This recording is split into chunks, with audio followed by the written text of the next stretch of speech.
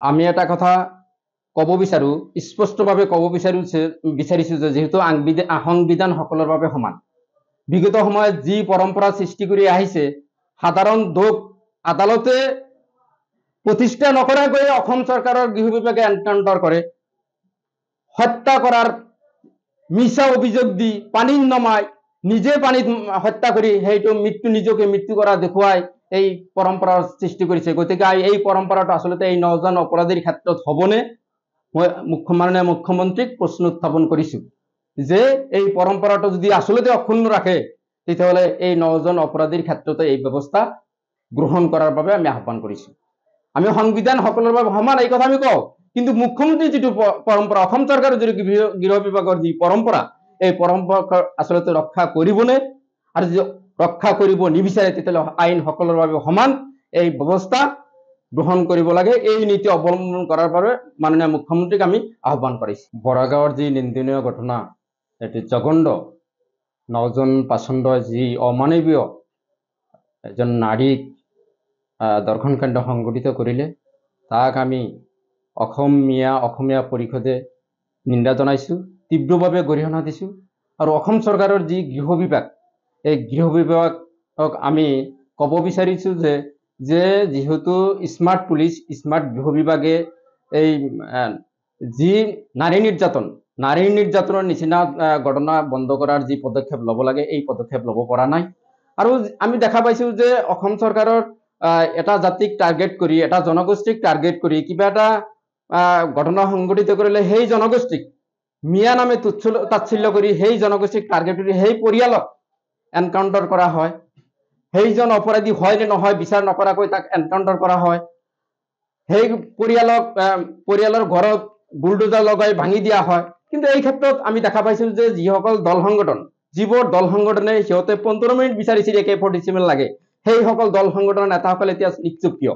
মই তেখেতসকলক প্ৰশ্ন উত্থাপন কৰিছো, তেখেতসকলৰ AK-47 এতিয়া কি মামৰে ধৰিছে নেকি? গতিকে অসম চৰকাৰৰ গৃহ বিভাগে এই সকলক এনকাউন্টাৰ কৰা হ'ব নে নহ'ব, ইয়াৰ উত্তৰ অসমবাসীৰ জনাব লাগে। কাৰণ অপৰাধী ইয়াত জাত পাত বিচাৰ কৰি অসম চৰকাৰে যি ব্যৱস্থা গ্ৰহণ কৰিব লাগিছে, যদি কোনো বিশেষ জনগোষ্ঠীক টাৰ্গেট কৰি যদি কিবা ঘটনা সংঘটিত কৰে, সেই জনগোষ্ঠীক বুলডোজাৰ লগাই ঘৰ ভাঙি দিয়া হয়, এনকাউন্টাৰ কৰা হয়। আপোনালোকে চাব, এটা ঘটনা সংঘটিত হ'ল কিছুদিন আগত, সেই ল'ৰাজন আচলতে অপৰাধী নাছিল। পিছত ঘটনা হ'ল যে সেই অপৰাধী সেই দৰ্শনকাণ্ড সংঘটিত কৰা নাছিল, কিন্তু পানী নথকা পুখুৰীত নমাই দি পানীত মৰাৰ বাওজোৰা দেখুৱাই তাক হত্যা কৰা হ'ল। গতিকে ইমান এটা জঘন্য ঘটনা সংঘটিত কৰিলে এতিয়ালৈকে কোনো দল সংগঠনৰ, যিসকল জাতীয়তাবাদী সংগঠন বুলি সিহঁতে চিঞৰি থাকে, সিহঁতলৈ AK-47 লাগে, 15 মিনিট লাগে, সেইসকলে এতিয়া কোনো প্ৰতিক্ৰিয়া নাই। গতিকে আমি অসম চৰকাৰৰ দাবী উত্থাপন কৰিছো, সেইসকলক কেতিয়া এনকাউন্টাৰ কৰা হ'ব, সেইসকল অপৰাধী, এই 9 জন অপৰাধীৰ ঘৰ বুলডোজাৰে ভাঙি দিয়া হ'ব নে নাই, আমি সেইটো বিচৰা নাই। কিন্তু যেহেতু অসম চৰকাৰে এই নীতি অৱলম্বন কৰি আহিছে, যেহেতু ভাৰতীয় সংবিধান সকলৰ বাবে সমান, কিন্তু এই সমান আমি দেখিবলৈ পোৱা নাই।